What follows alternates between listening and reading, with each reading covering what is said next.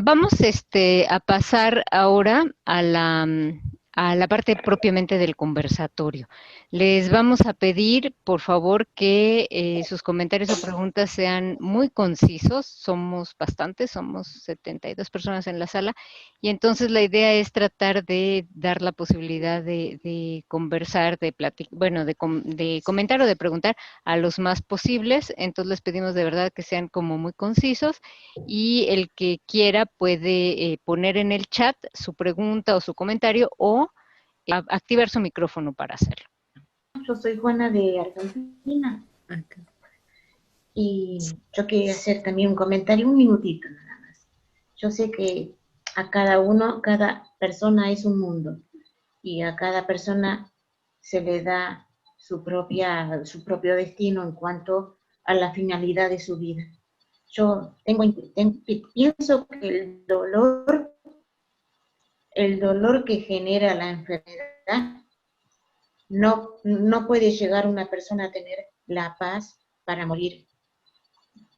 Y por eso entonces se le da la morfina o se le da para que tenga paz. Pero es muy importante el acompañar, el escuchar, el estar en silencio, en tener compasión, empatía.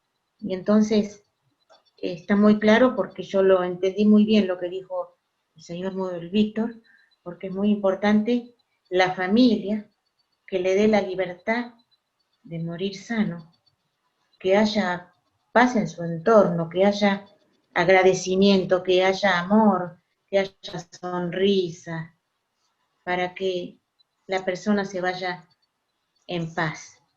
Y también la persona también tendrá que pasar por los procesos del por qué a mí. Y entonces, bueno, eso nada más. Pero como hay tantos que también deben hablar, yo solamente se me ocurre decir esto. Así que les mando un abrazo a todos desde Argentina.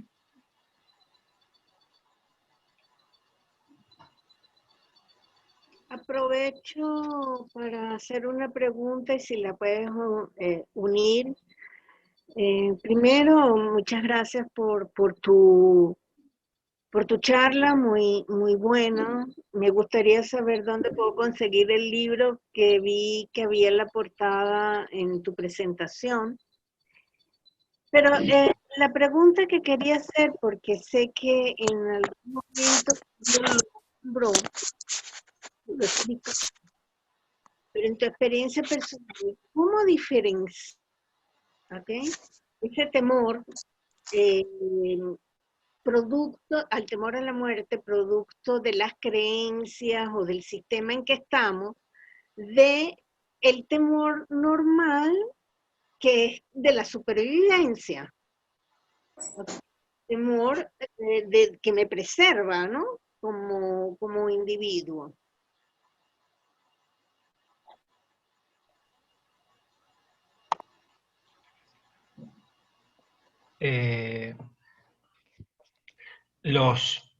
Es una pregunta muy puntual y muy buena, realmente. Uno puede diferenciar, porque el temor, yo diferencio miedo de temor. El miedo es la respuesta de la conciencia ante el peligro de del fin de la existencia, así, de la supervivencia, y es una respuesta, diría, automática, rápida, veloz. Es un registro de necesidad de seguir viviendo. Y es posible diferenciarlo del temor, que es más un pensamiento de lo que voy a perder, el temor a... No el miedo que genera una respuesta eficaz ante el peligro. ¿Mm? el miedo me genera la respuesta rápida para huir del peligro, para huir del dolor, para huir. Pero el temor es un registro donde los pensamientos comienzan a hilvanar toda una serie de acontecimientos que me generan angustia y que me generan sufrimiento mental sin respuesta, sin acción para poder superar la situación. Entonces, uno puede profundizar en los registros propios de su propia conciencia y separar lo que es el miedo, que genera una respuesta rápida para poder seguir viviendo, y el temor que me deja en un círculo cerrado de mayor sufrimiento sin respuesta motriz o de movilización o sin respuesta a la situación. No sé si se logra entender. La gran diferencia entre esas dos situaciones, que yo las diferencio como miedo, para ponerle un nombre y diferenciarla del sufrimiento que genera el temor a la soledad, o el temor a la enfermedad, o el temor a la muerte. Ustedes fíjense, lo mejor es siempre llevarlo a la propia experiencia y poder diferenciar ambas respuestas. Cuando el temor a la soledad o el temor a la enfermedad son irracionales, no tienen fundamento, y me quedo ahí mascullando, ¿se entiende? Me quedo redondeando, sumergiéndome en el sufrimiento mental. Diferente es al miedo, que me da una respuesta automática, y si tengo miedo a una determinada enfermedad que me tome, enseguida doy una respuesta y no salgo a la calle de determinado modo porque tengo miedo a enfermarme. Y genero una respuesta producto del miedo, porque es una respuesta de supervivencia. Entonces, no sé si Clara respondí, pero básicamente es el tipo de respuesta que generan ambos estados internos. El miedo implica o moviliza a una respuesta, el temor queda encerrado en el sufrimiento mental. No genera respuestas. Perfecto. Muy claro. Tenemos aquí otras preguntas, Víctor, y un comentario. Uno dice, el libro que aparece al final describe el acompañamiento. Te voy a leer varias preguntas y así puedes ir respondiendo varias a la vez. El libro que aparece al final describe el acompañamiento. Otra, Marta Rosa Bustamante, nos dice, bueno, nos comenta, este es un comentario. Gracias, me tocó acompañar a mis dos papás. La primera, mi mamá, me costó más, hasta que en un sueño pude dejarla ir. Con mi papá fue más suave, pero en su primera etapa comentó algo que me marcó mucho. Qué difícil es morirse. Y desde allí traté de acompañarlo de otro lugar.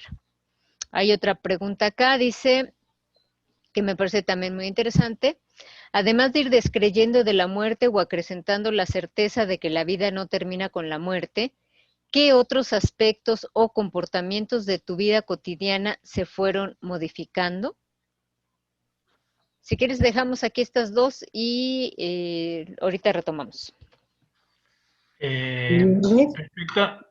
Respecto al librito, en el libro es un pequeño resumen, está orientado a los acompañantes y tiene herramientas simples, inspiradas en el humanismo universalista y en las enseñanzas de Silo, para poder acompañar desde herramientas psicológicas y también herramientas de acompañamiento espiritual. Son aquellas que yo pongo en mi práctica en los distintos acompañamientos a las personas. Por supuesto que puede haber otras, pero estas son las con las cuales a mí me han son parte esencial del acompañamiento. Entonces, y también tiene algunas recomendaciones para los acompañantes. Y si no me equivoco, creo que pronto en México ya va a estar impreso, pero eso después creo que Lourdes y Víctor pueden comentarlo, pero está a punto de ser impreso en México. Es un librito que no tiene teoría, es fundamentalmente herramientas simples y prácticas para quienes acompañan. El otro aspecto, aspectos de la vida, además del acompañamiento, es, a ver, es difícil decirlo porque el impacto ha sido fuerte, porque en mi caso personal, muchas cosas que estaban incorporadas como enseñanzas teóricas o como creencias respecto a lo psicológico, a los aspectos existenciales, a los aspectos de las relaciones humanas y aspectos referidos a la vida después de la muerte, y muchos aspectos que tenía como de algún modo una creencia ya consolidada, pasaron al plano de certezas indiscutibles. Es como un cambio de estado, es como si hay muchas cosas que tenía fe o que creía, a partir de la profundización de estos temas, son verdades y certezas para mí indudables, dadas por la experiencia. Por eso digo que agradezco profundamente estas dos situaciones que me tocó vivir en mi vida, digamos, estos 30, casi 40 años de estar viviendo y profundizando en la enseñanza del humanismo, y estos últimos 8, 9 años donde me tocó acompañar a otros en el fin de vida, porque aspectos prácticos te diría que todos, porque me cambia la relación con las personas, esto va acompañado también de ver a las personas desde un aspecto más existencial y espiritual, y no desde su aspecto solamente biomédico, biológico. Trastoca muchas cosas de la vida personal. Resignifica porque los hechos de la bondad o la compasión ya no se vuelcan solamente en el momento del acompañar, sino que van de algún modo empezando a contagiar o a tamizar tu vida cotidiana. No es que uno es uno cuando acompaña y se cambia, ¿no? Y entonces después ya es otro cuando voy al supermercado. De algún modo empieza a formar parte de tu atmósfera de vida. No sé si, ¿no? Es como que esas cosas están presentes en tu vida, esas verdades empiezan a estar presentes en tu vida diaria. Y por ende, modifican muchas de las cosas cuando eso está presente. Bueno, hay más preguntas. Víctor, te voy leyendo algunas. Dice, ¿cómo se haría para que se cambie la mirada en la mayoría de los seres humanos en este sistema? Y otra más, vamos de dos en dos. Y otra dice, a veces esta acción de no resistencia, dice Lili, puede ser visto como conformismo por parte de los familiares de la persona que va a partir o de la persona que va a partir. ¿Cómo manejamos esta situación? La primera sí que es una pregunta difícil. Creo que es la aspiración de tanta gente en todo el mundo que quiere transformar este sistema tan materialista y violento en otro, y hay tanta gente que lo intentamos cada uno con su granito de arena. Imagino, no tengo una respuesta, si la tuviéramos Otra cosa. Pero yo, ¿sabes qué? Creo que muchas veces, en muchos momentos de mi vida, mi sueño era ver cómo realmente, cuando llegaba a esa revolución interna, social, y que cambiara todo de un día para otro, ¿no? Y alimentó y alimenta gran parte de mi vida. Pero hay otro aspecto que me dice que esas transformaciones se van dando como procesos en la humanidad, y que a veces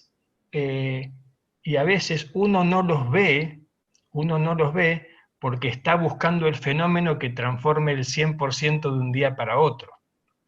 Pero si uno también empieza a observar con cierta atención, y el hecho de que estemos hoy y en muchos otros encuentros reunidos charlando estos temas, el hecho de que hasta hace 10, 20 años el acompañamiento basado en cuidados paliativos no existía y ahora existe.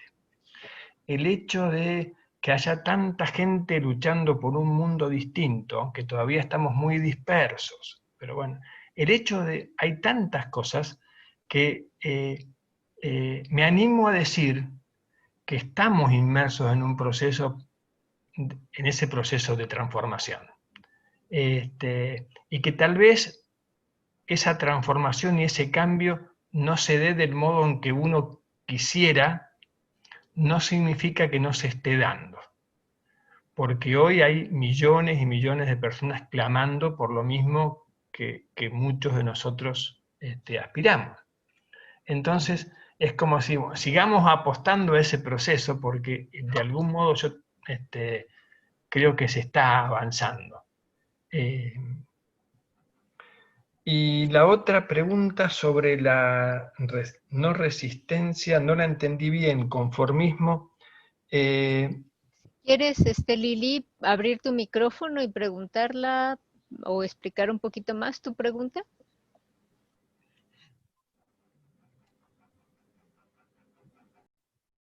Tal vez, no sé si Lilith quiere comentar algo, pero si no, digamos, tal vez bueno, yo me... a ver.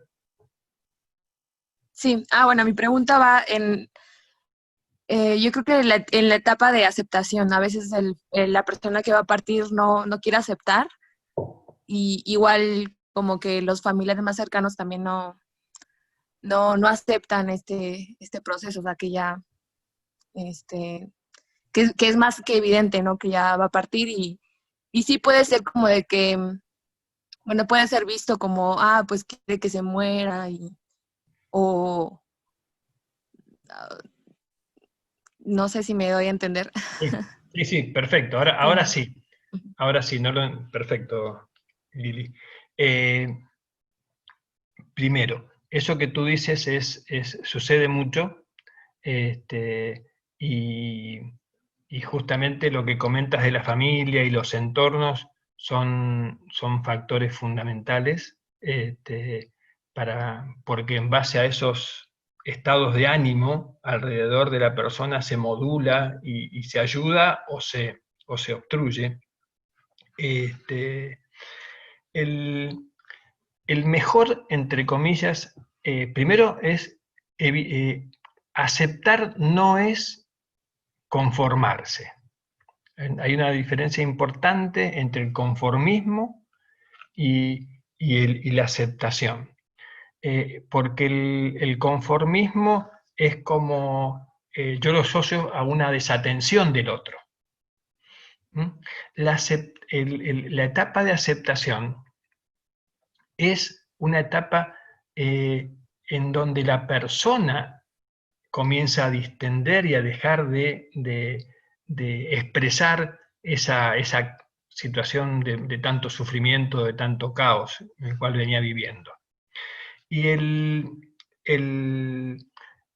aspecto importante, Lili, es que todo esto va acompañado de mucho afecto y de mucha bondad y de una atención una atención donde el centro es la persona que está transitando ese proceso.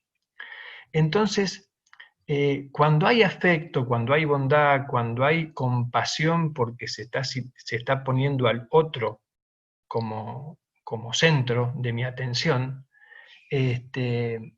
no hay dificultades. Yo no he notado nunca dificultades o obstrucción por parte de las personas o familias, porque lo que nunca hay duda es la bondad y el amor con el cual uno acompaña. Por eso digo que es aceptación, bondad, no es conformismo, no es un conformismo que distancia o que nos separa, sino que es una aceptación que me une más a la otra persona. Muchas veces es con el silencio, no es que uno tenga que estar diciendo la aceptación como, bueno, hay que aceptar, no es con el intelecto que uno, no es racional, no es desde los pensamientos en donde uno modula todas estas etapas, sino que es desde la bondad desde un afecto como base principal. No sé si eso alcanza para decirte, pero yo cuando hay realmente afecto, no he notado dificultad. Sí creo entender esto de que si hay ese conformismo a veces distante, que es más que nada desatención. Ah, bueno, se va a morir. Es muy alejado de lo que estamos hablando. ¿Se entiende? Es decir, el conformismo y la desatención no tienen nada que ver con lo que estamos hablando. Esto es, al contrario, estoy más cerca, más bondadoso, más... Bueno, es una actitud de mucha compasión y de mucha bondad. Hay otra pregunta, Víctor, dice de Silvia Orsi, dice el tema de la donación de órganos. Entiendo que para ello debe darse la muerte cerebral. ¿Qué ocurre con el proceso de trascendencia cuando se está en ese momento? Entiendo que no necesito los órganos al partir y puedo elegir que otros los puedan utilizar para prolongar su existencia, pero tengo dudas respecto al propio proceso del que dona sus órganos. Es un tema muy, muy significativo cuyo eje está en cada uno de nosotros de acuerdo a su particular creencia de qué es lo que cada uno cree de lo que sucede. Y lejos puedo estar de afirmar una cosa o la otra, qué es lo que el otro tiene que hacer, digamos. Yo creo que es una pregunta que uno tiene que ayuda a poder definir mejor qué es lo que uno cree que pasa. Por ejemplo, hay algunas personas que creen en que el proceso de la transición, de la trascendencia espiritual, se da con posterioridad, a veces de horas. Otras culturas hablan de días, de acuerdo y algunos hablan hasta de 49 días, si uno va a la tradición budismo tibetano, por ejemplo, ellos acompañan este proceso de acompañamiento espiritual durante 7 semanas con distintos acompañamientos espirituales. Es distinto a otras culturas y a otras creencias que acompañan ese proceso de trascendencia durante 2 días, y algunos creen que lo que llaman el doble o el cuerpo o alma permanece independientemente lo que haya ocurrido con el cuerpo durante varias horas antes de su disolución final. Entonces, cada una de esas tradiciones culturales o esas creencias hacen que uno defina la donación en un sentido o la donación sí o no de acuerdo a lo que particularmente cree. Entonces, cuando me han consultado, yo lo que he recomendado y sugerido es que reflexionen en profundidad sobre lo que ellos creen, lo que la persona cree, y responda de acuerdo a su profunda creencia de lo que está pasando o va a pasar. Yo tengo mi creencia personal, pero prefiero no comentarlo porque a veces uno, y en base a eso respondo, digamos, pero eh, creo que la respuesta debe pasar por la reflexión profunda de cada uno de lo que de lo que está pasando en ese momento, y que uno tiene que tener la libertad y el derecho de elegir, de acuerdo a lo que cada uno profundamente crea. Y no creo que una sea mejor que otra, sino... Bueno, siguen muchas preguntas y muchos comentarios. Clara Cerfati dice, Víctor, ¿has tenido experiencias de acompañar a personas que ya han muerto físicamente? Y otra más, dice, esa es de Clara, y de Joali, dice, primero, muchas gracias. Ahora, en relación con la pregunta que se planteó acerca de la mirada sobre la muerte. Por mi crianza y posteriormente por mi propia voluntad, creo en la trascendencia. En tu experiencia, ¿cómo es que te ha acercado acompañar a la creencia de la trascendencia? ¿Dónde lo notas? ¿Cómo es que lo experimentas?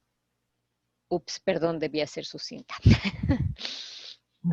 En cuanto a la primera que decía Clara, imagino que, a ver, no entendí bien si se refiere a acompañar a alguien que ya partió y seguir y continuar cercano a él en prácticas de acompañamiento espiritual. Sí, yo realmente me sucede que después de acompañar a alguien quedo muy conectado con esa situación y estoy como días que de algún modo me siento ligado a ese tránsito, a esa situación. Me quedo muy conmovido y eso me acompaña, y me acompaña con mucha paz y con mucha calma. Así que no sé si la pregunta se refería a esa situación de acompañamiento con posterioridad a como que uno queda de algún modo conectado con la persona que acompañó. Si era eso, o... Bueno, no. Me refería, Víctor, me refería muchas veces la situación de muerte de un ser querido, no es posible acompañarlo, sucede o porque las distancias o las circunstancias lo han impedido. Ahora entendí, Clara. Ok. Ahora entendí. Sí, totalmente. Es más, dada la situación del COVID, en muchos casos yo acompaño y hago acompañamiento en un hospital que tiene cuidados paliativos aquí en Argentina, y dada la situación del COVID se modificaron totalmente los protocolos, pero de todos modos generamos un modo de acompañamiento a la distancia. Porque otra de las cosas que también uno va como profundizando y va perdiendo de algún modo creencia en la separatividad, digamos, esta cultura de algún modo basada en el cuerpo, también genera una mirada de la vida humana basada en la separatividad de los cuerpos, digamos, ¿no? Es decir, no vamos a entrar acá con desarrollos psicológicos, pero el hecho de que uno crea que uno, personalmente, solamente es este cuerpo y termina hasta aquí, y todos estemos separados y no estemos interconectados es simplemente una ilusión de cómo la conciencia estructura los datos de su existencia en base a los sentidos. Es una cosa que también estudiamos mucho en la psicología del humanismo universalista, es decir, la creencia de que mi cuerpo termina aquí es una creencia basada en los sentidos del tacto. Pero cuando uno, por ejemplo, siente a otra persona que está distante con su emoción, las emociones no son parte de no forman parte de los sentidos táctiles, pero sí forman parte de las sensaciones internas que uno tiene. Y cuántas veces uno puede sentir la presencia de un ser querido y las emociones, aunque no estemos conectados materialmente por el cuerpo, ¿no? Esa emoción, esos sentimientos, se pueden compartir, y de hecho lo hacemos a distancia, si uno conecta y contacta en profundidad con sus emociones más profundas. Y eso está muy incorporado en el acompañamiento, en los pedidos, en algunas experiencias que llamamos ceremonias y que hacemos a distancia y que ponemos en marcha ahora con el COVID. Es decir, el ser humano es mucho más que un cuerpo físico, y el contacto con esas emociones profundas, con esos sentimientos profundos, con esa energía o fuerza que de algún modo es el centro vital desde el cual el cuerpo y otras funciones se movilizan, no son una ilusión, son parte real de nuestra existencia. Y en base a eso se puede acompañar cuando la gente fallece o ha partido y lo hacemos a distancia. Bueno, perdón, antes de que contestes la otra, creo que eso responde también un poquito a Celina, que planteaba, dice, gracias Víctor, si seguimos apostando. Bueno, supongo que se refería al tema de lograr ir a más. Es como volver a nacer en otro espacio. Es bravo el tema ahora de la pandemia, es morir sin ser acompañado. Creo que ese tema del morir sin ser acompañado, por lo menos en esta cosa tan cercana físicamente, creo que ya se comentó. Y bueno, la parte de Yoali, ¿no? Que hablaba del tema de la trascendencia, ¿no? Dice, ¿cómo es que te ha acercado acompañar a la creencia de la trascendencia? ¿Dónde lo notas? ¿Cómo es que lo experimentas? Bueno, esa pregunta fue como al revés, es decir, yo personalmente estoy desde el año 78 participando y formándome y compartiendo este espacio de la enseñanza del humanismo universalista, del nuevo humanismo, de las enseñanzas de Silo, y hace unos 8 años más o menos, en esta inquietud permanente que tenemos muchos humanistas de ver cómo traducir y de cómo llevar a la vida cotidiana y a otras personas lo que uno ha aprendido por una situación personal, a veces, entre comillas, que uno cree un accidente, pero se consteló, por algo se dan esas casualidades no tan casuales. Me ligué a un espacio de cuidados paliativos, a un hospital público, y bueno, y comencé a compartir las herramientas que están en ese librito y que están en el humanismo universalista. Y a partir de ahí me invitaron a dar unos talleres, y a partir de esos talleres me invitaron a formar voluntarios, a transmitirle a los voluntarios que hacían acompañamiento esas herramientas, y se fue gestando una situación dentro del hospital que se generó, que llevó a que empezáramos a hacer acompañamiento en base a estas herramientas y a esta mirada que tiene el humanismo universalista. Y fue tan lindo todo que se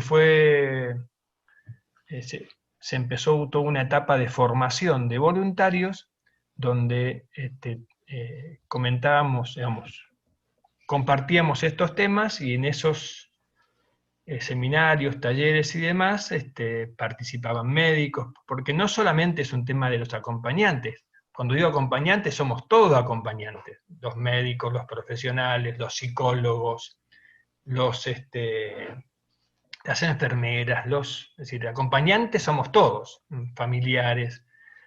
Bueno, entonces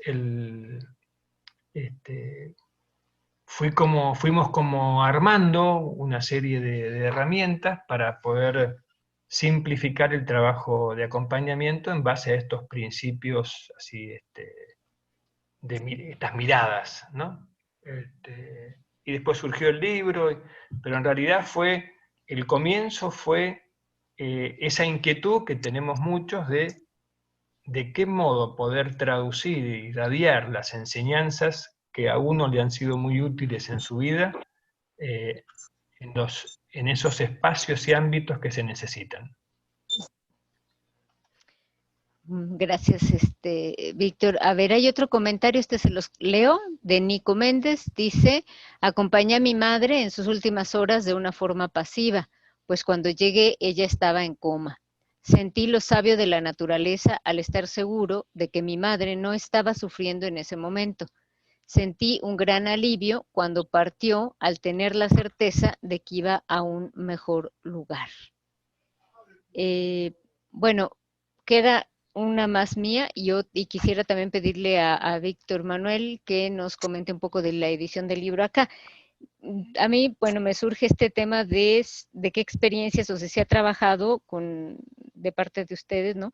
El acompañar a otros que han perdido a un ser querido, o sea, acompañar al acompañante. A veces los que acompañan no están preparados y resulta también muy duro a esa parte, ¿no? Y les cuesta mucho trabajo este duelo que le llaman, ¿no? Entonces, no sé si hay experiencias sobre esta parte de acompañar a quienes han perdido a un ser querido, sobre todo si esa muerte es violenta o es accidental y de repente es muy fuerte para el que se queda. Y no sé si hay alguna experiencia en ese sentido. Bueno, no tengo experiencia puntualmente en cuanto a la generación de actividades para esa situación en particular. Sí me ha tocado la situación puntual, y en esas situaciones, en mi caso y en nuestro caso, en el equipo que hemos armado, lo que mejor siempre nos ha parecido era acompañar desde el afecto profundo, sin decirle al otro lo que está pasando y lo que tiene que hacer, porque siempre la tendencia que muchas veces tenemos es a decirle al otro lo que tiene que hacer, cómo tiene que poner su cabeza, cómo tiene que cambiar y demás. Y la cabeza, la conciencia, el pensamiento quiere intentar imponer lo que uno cree es mejor, con la mejor intención. Y sin embargo, en nuestro caso, lo que acercamos son herramientas.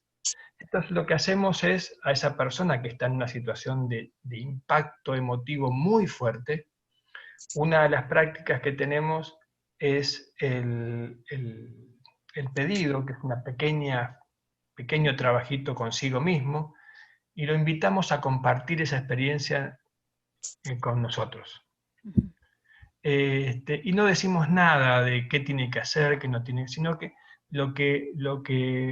lo invitamos a compartir un clima, una atmósfera afectiva que a él lo ponga en contacto con su propia interioridad. El punto es, Lourdes, es cómo ayudamos a que esa persona que está profundamente conmovida por algo que le ha pasado, vaya a su interioridad y conecte con lo mejor de sí mismo. Y eso no se produce porque uno se lo diga con las palabras o diga qué es lo que tienes que hacer, como nuestra madre nos decía, tenés que portar. No, no funciona así. Funciona invitándolo a compartir un espacio donde todos nos conectamos, todos, y lo invitamos a que él, entonces hacemos básicamente la práctica de bienestar con esas situaciones, o la práctica del pedido, no sé, están también en el librito, y él ahí vive otra atmósfera y también conecta con otra atmósfera, y esas personas que cuidan, los que cuidan también, pueden transitar esos momentos mejor. No vimos que no funciona nada que sea desde la cabeza y protocolizado, digamos, ¿no? Sino que compartamos atmósferas. Así, cuando digo atmósfera es estados de ánimo, climas que se generan con algunas experiencias. Ujú. Bueno, hay 2 temas más nada más y creo que yo creo que con eso vamos a cerrar porque ya estamos como en tiempo. Una es pedirle a Víctor Manuel si nos cuenta un poco de la edición del libro acá en México, así como muy breve para luego dar paso a una petición de Yusel y creo que por ahí estamos. Ujú. Víctor, ¿puedes abrir tu micrófono? Hola, hola a todos, buenas noches. Bueno, les comento acerca de la edición del libro, que por fin, después de una revisión de textos y hacer la adaptación al lenguaje mexicano, a las frases idiomáticas que son a veces diferentes en cada lugar, y después de un proceso complicado por el producto de toda esta pandemia que estamos viviendo, el día de hoy nos han confirmado que el libro entra a la imprenta, al proceso de impresión.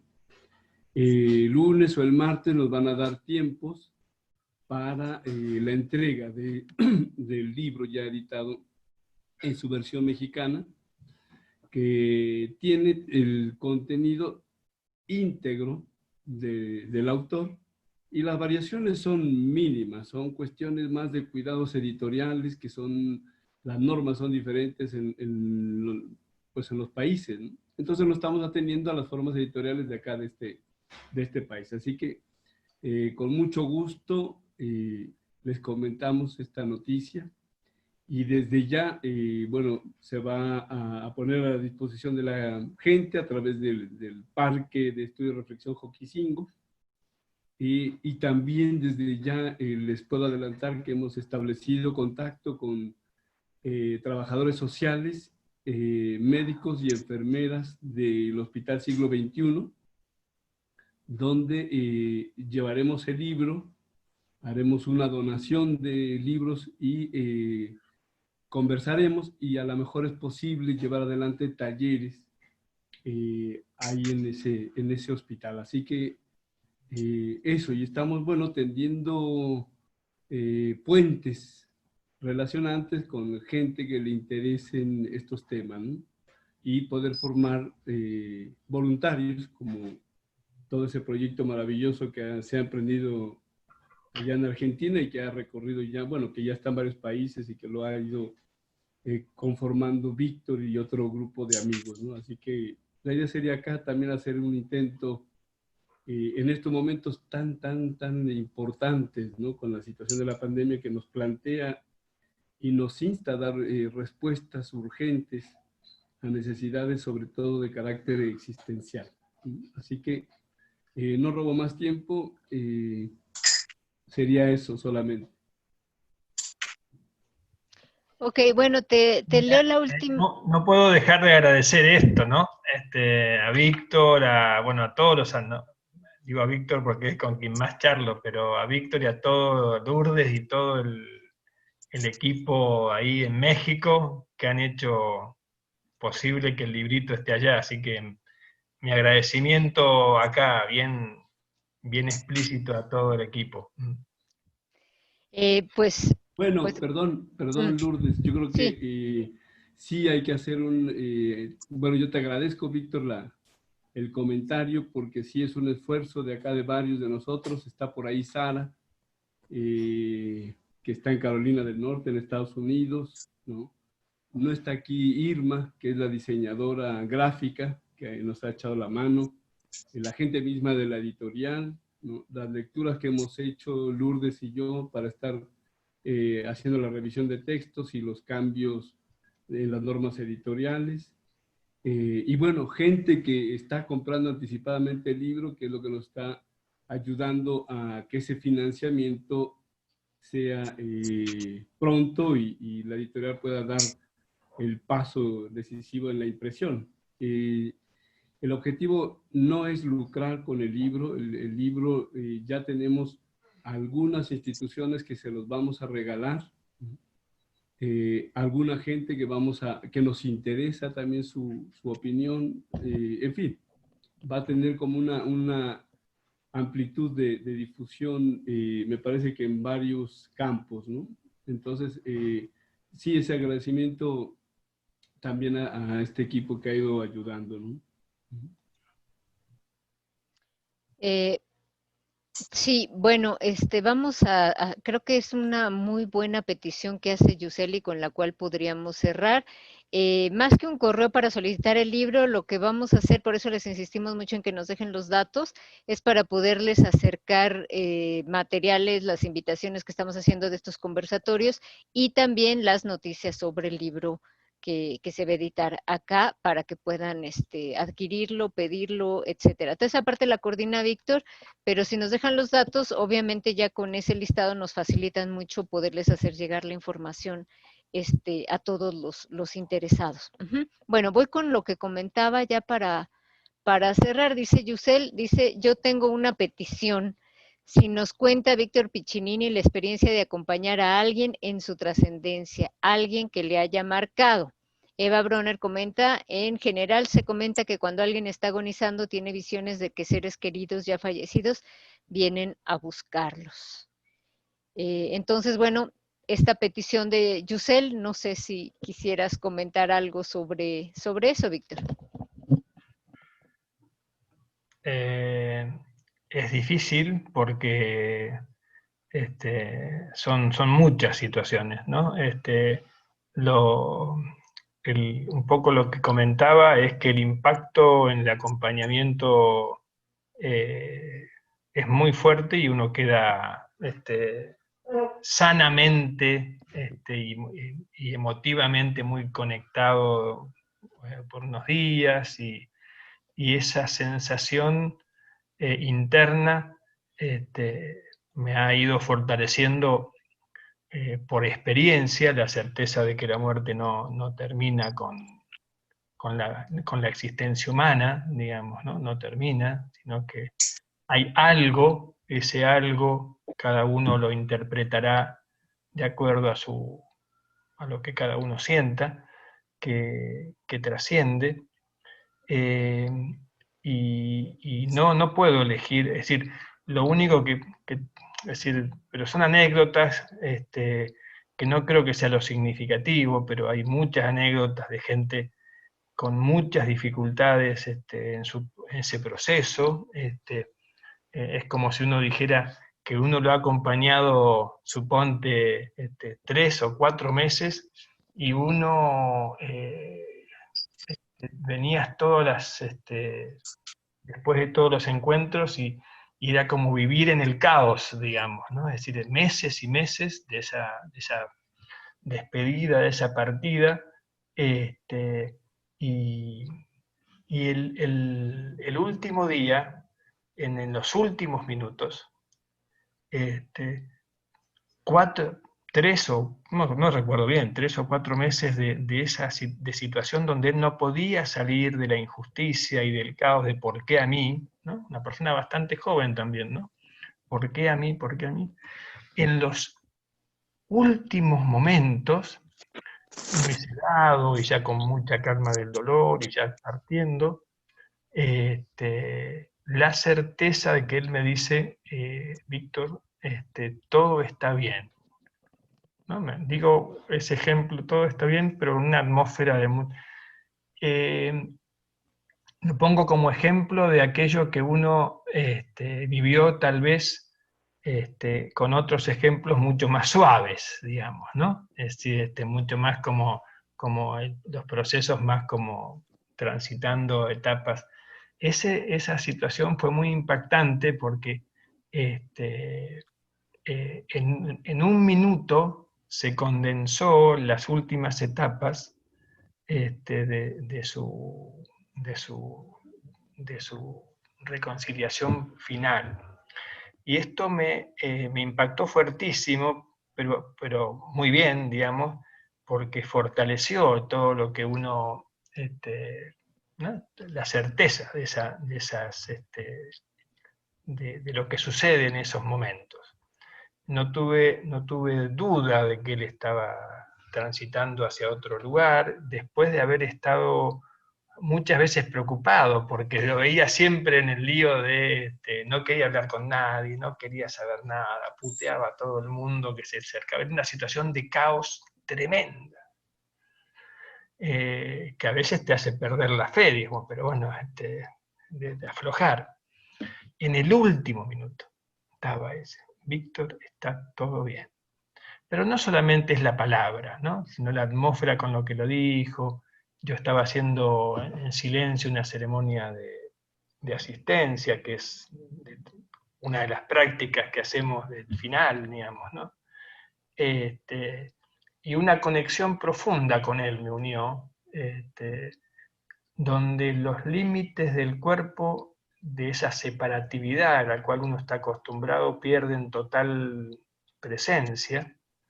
Y muchas cosas que uno ha leído y ha estudiado durante tanto tiempo en estas enseñanzas se convierten en experiencia, ¿no? Que es, creo que lo más significativo, lo más fuerte ha sido, ¿no? Y aprovecho esta pregunta porque me quedó algo en el tintero que me parece importante, que muchas veces es una pregunta que hacen en los talleres y demás, es, bueno, ¿qué pasa con esa gente que uno no puede acompañar bien, o la gente que no tiene acompañamiento, ¿no? Es decir, parece, eh, no es así, digamos. El proceso de estas etapas es independiente de que uno esté acompañando o no, o que tengan acompañamiento o no, ¿no? El proceso el proceso es en el interior de las personas que llegan al final de ese ciclo biológico y que se preparan y transitan con la posibilidad de trascender. Ese es un proceso, parte del proceso humano, digamos, y no depende de que esté acompañado o no, del acompañamiento. Es un proceso que todas las personas tenemos. Lo que digo es, ojalá podamos nosotros mirar de otro modo esa etapa y acompañar, porque como hecho cultural de una nueva cultura, yo estoy convencido de que un nuevo ser humano, una nueva cultura, tiene que acompañar a la gente que parte de una manera distinta. Pero eso no quita que el proceso de las personas que están solas o que no tienen acompañamiento no tenga el mismo tránsito. Todas las culturas, las más profundas, las que han valorado al ser humano, han acompañado siempre a las personas que partían de un modo muy especial. Si uno profundiza en las culturas pre-colonización, las culturas orientales, en todas las culturas ha sido muy significativo el cómo acompañar a los muertos. En México tienen mucha historia de la cultura. Bueno, creo que la nueva etapa que va a vivir la humanidad, digamos, donde es esta, donde la espiritualidad y la ciencia se unan, también en el momento de morir, ¿no? Bueno, creo que ha sido realmente excelente todo lo que hemos escuchado. Creo que nos queda nada más pues agradecerle mucho a Víctor, a todos los asistentes, a todos los amigos que han andado por aquí y comentarles que el Centro de Estudios Humanistas Hipatia está haciendo estos conversatorios una vez al mes. El próximo todavía no tenemos muy definido quién, tenemos varios amigos que ahora sí que tenemos en la lista, pero bueno, necesitamos concretar y en cuanto tengamos al siguiente ponente se los vamos a hacer llegar. Por eso les hemos insistido también en que nos dejen sus datos para poder contactarlos posteriormente. Aide comentaba esta necesidad pues de los espacios de crecimiento colaborativo con respecto a estos temas. Yo creo que sí es muy importante y yo retomo para decir que un poco estos conversatorios y el Centro de Estudios Humanistas Hipatia lo que pretende es justamente crear estos espacios de crecimiento colaborativo. Entonces, pues si no hay más, hasta aquí dejamos ahora. Este conversatorio se grabó como los anteriores. Les vamos a pasar también el link de nuestro canal de YouTube. Ahí están los 4 anteriores, este es el 5º, y ahí seguiremos subiendo las grabaciones que sigamos de los siguientes conversatorios. Si no hay nada más, muchísimas gracias a todos y pues nos vemos para la próxima, en la tercera semana de septiembre.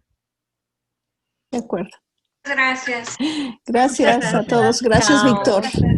Gracias, buenas noches. Gracias. Gracias. Bye, bye, bye a todos. Un abrazote. Bye, bye. Igual. Chao. Chao.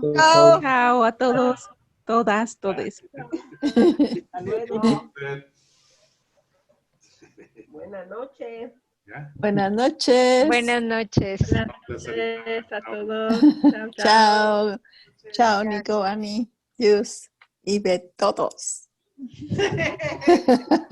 Abrazos.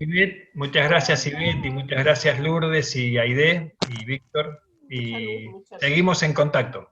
Gracias, Claro que Víctor. sí. Y Muchas gracias. Y durante el mes, por cierto, durante el mes hacemos algunos talleres y algunas actividades. Si alguien está interesado, también nos lo puede hacer llegar. Aquí les pongo en el chat nuestro correo, que es muy fácil, ceh.hipatia@gmail.com.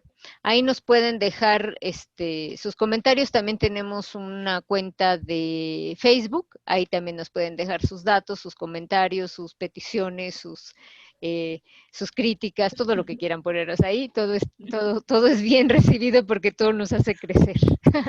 Entonces, bueno, ahora sí nos despedimos y cerramos. Gracias. Bye. Chao. Buenas noches.